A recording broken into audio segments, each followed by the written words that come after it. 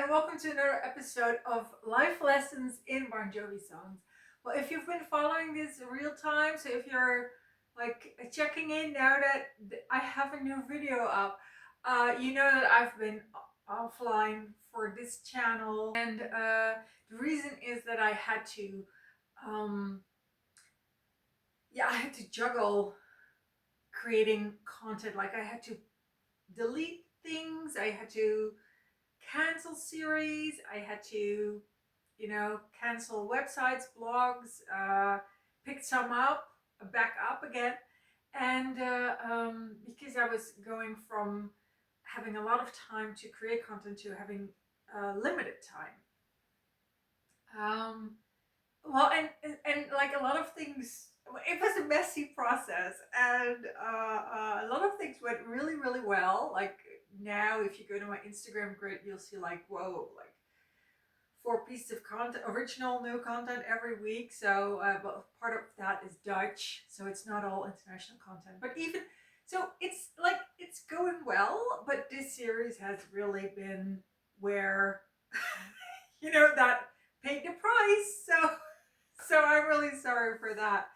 Um, but now that I have it all up and running, I was really able to like see where I could start making these videos again. So ultimately, it has led to a more sustainable way of creating these, and I'm picking it up today. So we're doing live lessons in Bon Jovi songs, and we're at the outtakes of the first album. So outtakes are songs that never made it to the album, and in this first series of outtakes, or like the first songs that I'm going to discuss, those are from the first 3 albums, because I've already done the songs from the first 3 albums. So now, logically, I'm going to do the outtakes that belong to those albums, and then we're going to move on to the 4th album, which is New Jersey, and then after that, the outtakes from New Jersey. So that's where, like in the blueprint of albums, that's where we are currently. So we're with the outtakes of the 3rd album, and the 3rd album is their biggie, Slippery When Wet. So that's when, 1986, that's when everybody got to know Bon Jovi. And this song is called Edge of a Broken Heart, and it has been released on, well, first of all, it became the B-side to Always. So that was really when it kind of like was easier to obtain. Because just imagine that in 1986, the song was written, it didn't end up on this album. It did end up being used in a film called, I think, Disorder Lies or Disorder Lies. I don't know what the word is. Anyway, nobody seems to like the movie, so I didn't really get into it. But the song was like, you couldn't get the song, like nobody knew that the song existed. You couldn't get it on vinyl or anything. But then in 1984, when Always was released, this was put on the B-side. So that was kind of like the first time when you could obtain it if you wanted to. And after that, it was released on the special edition of Crossroad, which is like a best of album in 1995 or 1994. 1994. I'm sorry. Crossroad is from 1994, and it's a best of album, but it also has the new song Always on it. And if you have the special edition, then you also have an extra CD with B tracks and rarities, and that has this song on it, Edge of a Broken Heart. Or you could have waited 10 more years to 2004 for this box set. So its official name is 100 Million Bon Jovi Fans Can't Be Wrong. And it's 4 CDs with 4 with rare tracks and and B-sides. So Edge of a Broken Heart is on the special edition of Crossroad 1994, and it's on the box set 2004. And what's also very notable about this song is that it was put at the third spot of best Bon Jovi songs ever in the list created by Tony Kosminski. And I'll put the link in below where you have like all the Bon Jovi songs ranked. It's fully up to date, including the 2024 album Forever. So that's a 2024 album, right? I think so. um, so he kept the list completely up to date. And just imagine that from all the decades, right? Tony Kosminski listens to all the songs, including everything that was on this one. So that's a lot of outtakes as well. And he decides that Edge of a Broken Heart should be at number 3. Like that, like a song that was never released as a single, and that most people don't even know as a Bon Jovi song. And then he puts it at the number 3 best Bon Jovi songs of all time. Like, that's impressive. That's impressive. That's like when ears prick up, like, what? Are you kidding me? So, Edge of a Broken Heart really has its own audience. It has people who are, like, from what I've seen online, the majority of the people who bother to write about it say that it's such a shame that it didn't end up on this album. Even John Bon Jovi has said something like, it should have been on the album. I hope that the fans forgive me, you know, like that. So it's like, it has a lot of status. And the reason it's at number 3 is predominantly because musically, like vocally, Tony Kosminski was very impressed with what John Bon Jovi manages to do with this song vocally. So that's the reason it ended up at number 3.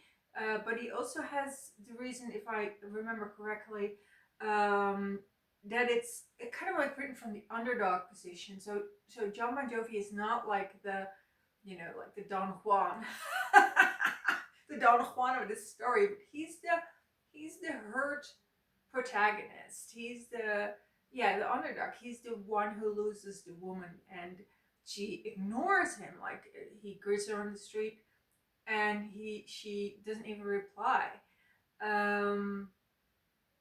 She's with another man, and he's really brokenhearted. And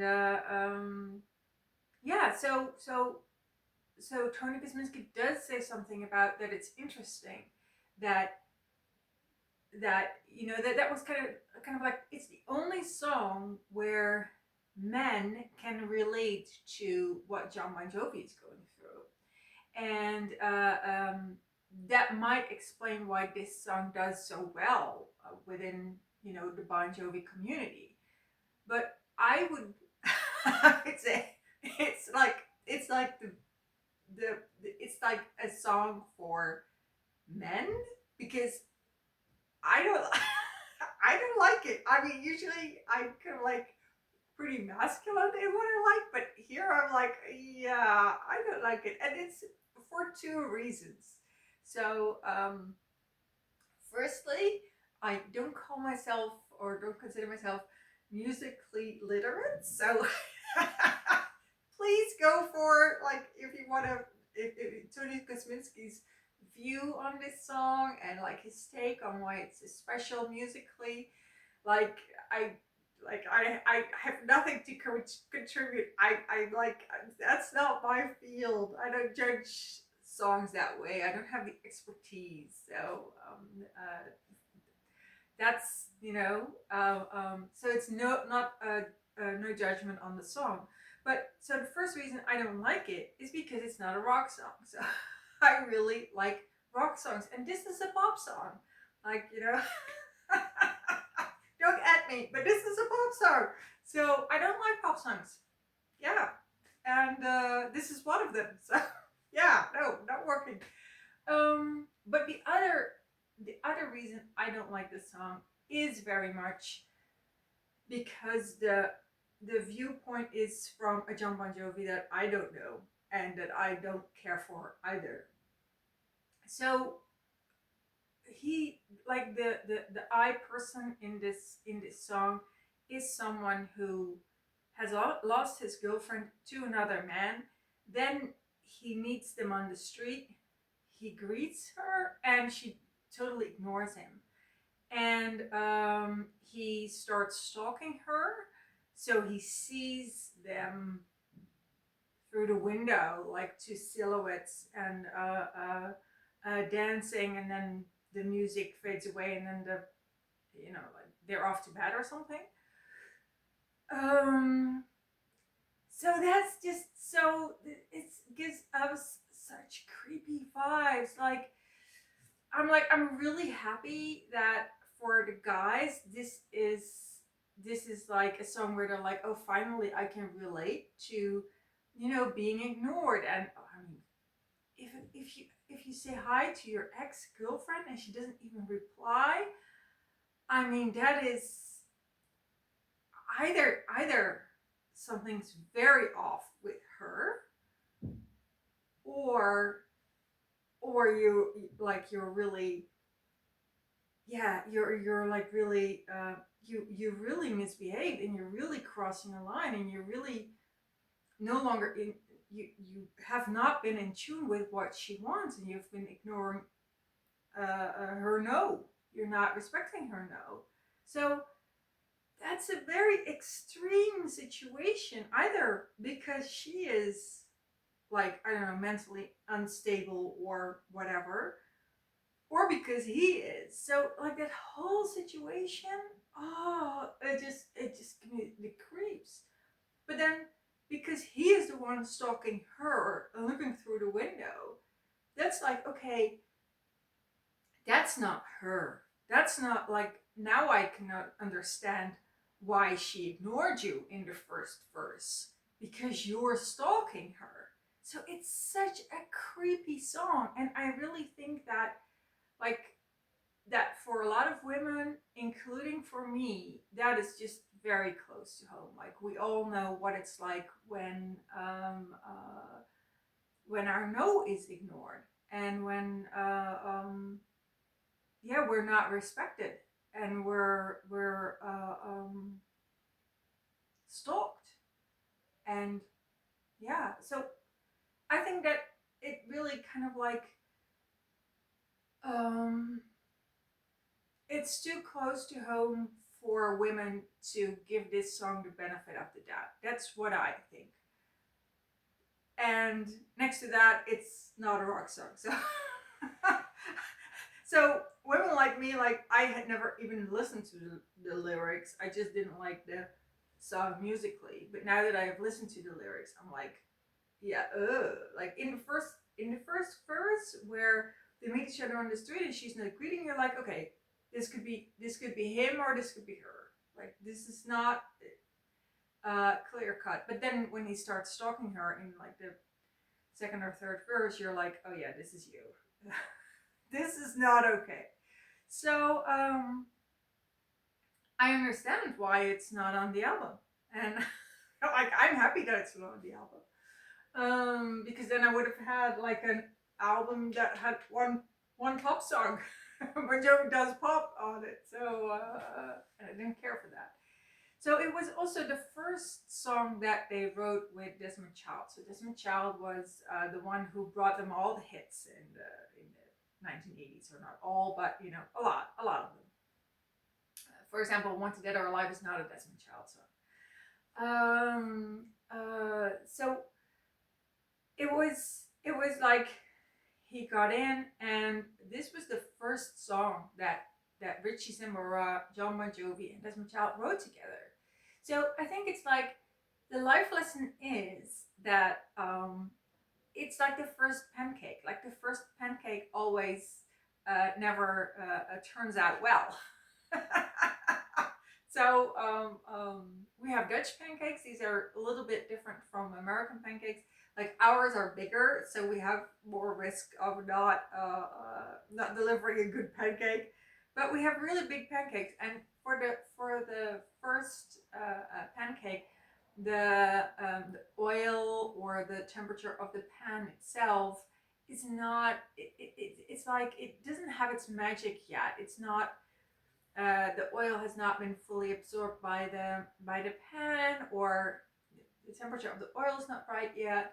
So, or the butter. So it's like in particular, before we had these pans that had like the little layer on it, which is problematic all in itself, that those types of layers. But okay, um, uh, we really needed the pan to be kind of like warmed up before we could make nice pancakes.